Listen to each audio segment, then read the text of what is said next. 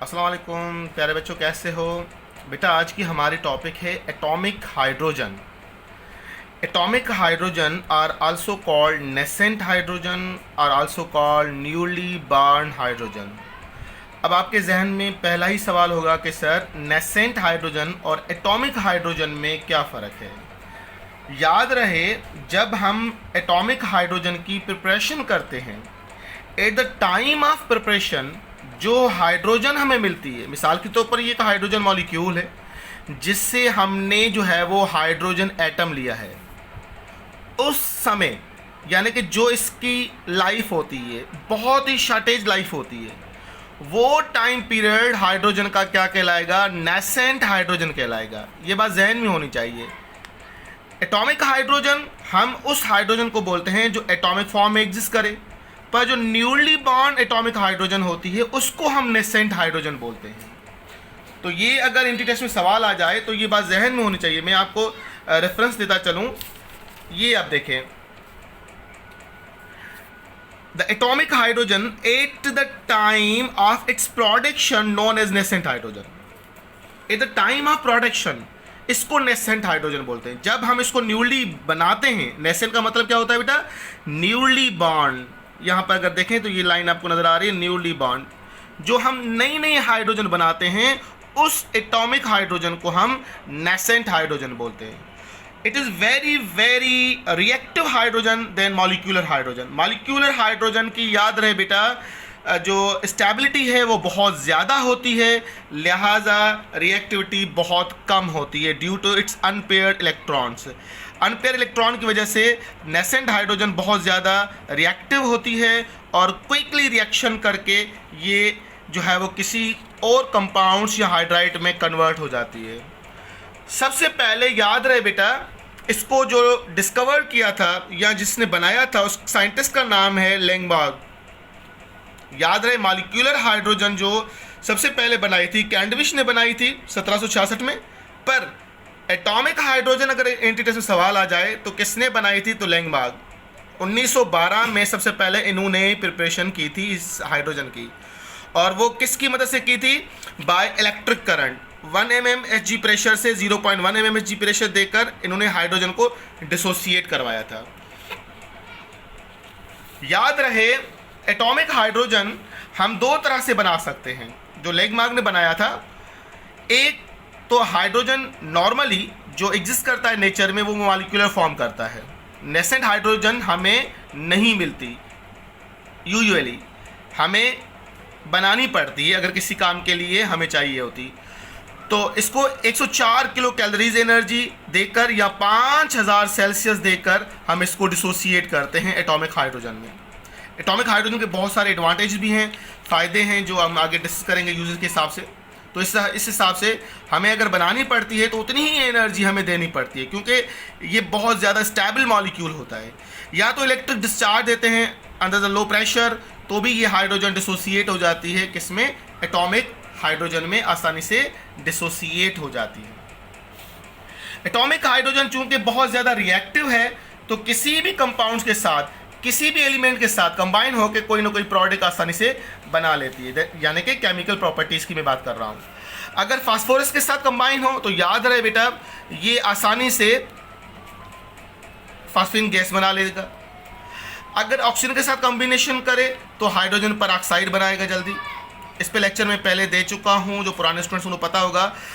अगर oxygen atomic hydrogen के साथ कंबाइन हो तो हाइड्रोजन पर ऑक्साइड बनाएगा। ये देखें, 2H + O2 कॉम्बिनेशन किसकी फॉर्मेशन होगी? हाइड्रोजन पर ऑक्साइड की फॉर्मेशन होगी। मगर अगर हाइड्रोजन भी मॉलिक्यूल ऑक्सीजन मॉलिक्यूल हो तो किसकी प्रोडक्शन होगी बेटा? H2O की। ये बात जहन में होनी चाहिए। अगर एटॉमिक हाइड्रोजन हो तो याद रहे ये अलग अलग इस बॉन्ड को डिसोसिएट करते हैं इस तरह से। मैकेनिज्म का ये है ऑक्सीजन डबल बॉन्ड। सबसे पहले एक हाइड्रोजन इसके साथ कॉम्बिनेशन होगा, एक इसके साथ कॉम्बिनेशन होगा, तब पाई बॉन्ड डिसोसिएट होगा। तो ये किसकी फॉर्मेशन हुई? H2O2 की। पर जब हम बात करते हैं H2O2 दोनों मॉलिक्यूलर फॉर्म में हो तो वाटर किस तरह से बनता है बेटा? H भी टूटता है तो साइमल्टेनियसली O भी टूटता है। अब ये कॉम्बिनेशन होकर OH OH बनाते हैं। अब OH आपस में मिलके क्या बनाएंगे, H2O बनाते हैं। तो लिहाजा ये बात ज़हन में होनी चाहिए, एटॉमिक हाइड्रोजन हो मॉलिक्यूलर ऑक्सीजन के साथ तो हाइड्रोजन परऑक्साइड की फॉर्मेशन होती है, मगर दोनों मॉलिक्यूलर हो तो वाटर की फॉर्मेशन होती है। सल्फर के साथ कॉम्बिनेशन हो तो हाइड्रोजन सल्फाइड। अब ये तो रिएक्शन आप बहुत सारे रिएक्शन आप कर सकते हो, बस वो पुराना मेरा फार्मूला आप जो है अपने दिमाग बिठा दे, वैलेंसी बेस्ड फॉर्मेशन, यानी कि इसकी वैलेंसी क्या होती है बेटा -3, इसकी +1, तो आप आसानी से कंपाउंड बना सकते हो। इसकी -3 इसकी +1 बाय क्रॉस मल्टीप्लाई कर दें तो फॉर्मेशन H3P होगा। बाकी आप आसानी से इसको बैलेंस कर सकते हो। ऑक्सीजन -2 इसकी +1 फॉर्मेशन कर दें H2O2। Sulphur hydrogen sulphide, chlorine की 1 वैलेंसी, हाइड्रोजन की 1 वैलेंसी HCl। तो इस तरह से आप आसानी से प्रोडक्शन बना सकते हो। रिडक्शन की बात की जाए तो कॉपर ऑक्साइड के साथ रिएक्शन हो तो याद रहे बेटा ऑक्सीजन, चूंकि यहाँ नेसेंट ऑक्सीजन आ रहा है तो यहाँ पर वाटर की फॉर्मेशन हो रही है, बाकी कॉपर को +2 में से 0 कर दिया, यानी कि रिड्यूस कर दिया, रिडक्शन एजेंट। उसके बाद अगर मैं सिल्वर क्लोराइड की बात करूं तो सिल्वर याद रहे बेटा रिड्यूस हुआ, क्लोरीन हाइड्रोजन के साथ कॉम्बिनेशन होकर हाइड्रोजन क्लोराइड बना लिया, हाइड्रोक्लोरिक एसिड बना लिया। तो इस तरह से आप नेसेंट हाइड्रोजन को आसानी से डिफाइन कर सकते हो की पॉइंट से। लेगमार्क ने डिस्कवर किया था 1912 में एटॉमिक हाइड्रोजन हम 2 तरह से प्रिपेयर करते हैं। एटॉमिक हाइड्रोजन बहुत ज़्यादा रिएक्टिव होता है। एटॉमिक हाइड्रोजन याद रहे उसको हम नेसेंट हाइड्रोजन बोलते हैं, न्यूली बाउंड हाइड्रोजन बोलते हैं।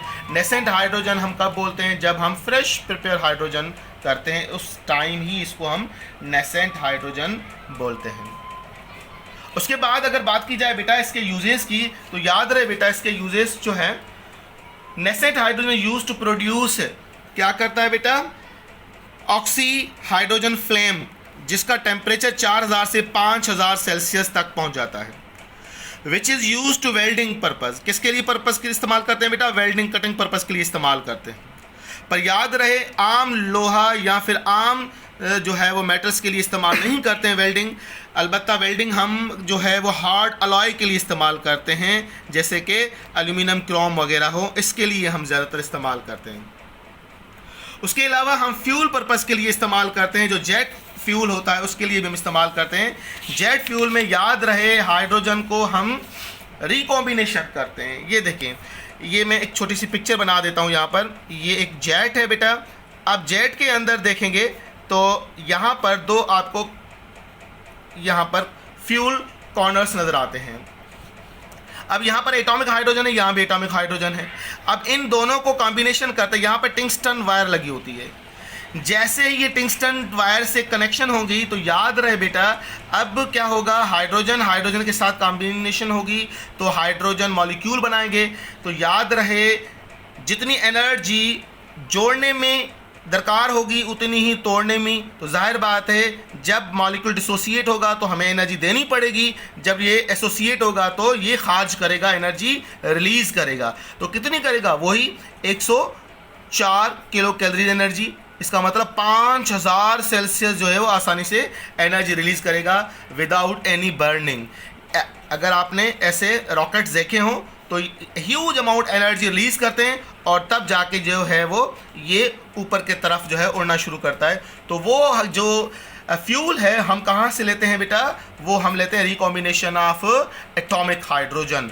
और ये बर्निंग प्रोसेस नहीं होता है, अलबत्ता रिकॉम्बिनेशन प्रोसेस होता है और जिसकी वजह से तमाम ज़्यादा एनर्जी रिलीज़ होती है। तो this is all about today's atomic hydrogen. I hope ये जो है टॉपिक्स आपको समझ में आ चुकी होंगी। फिर भी अगर कोई सवाल हो तो ज़रूर मुझसे शेयर कीजिएगा। अपना ख्याल कीजिएगा बेटा। अल्लाह हाफ़िज़।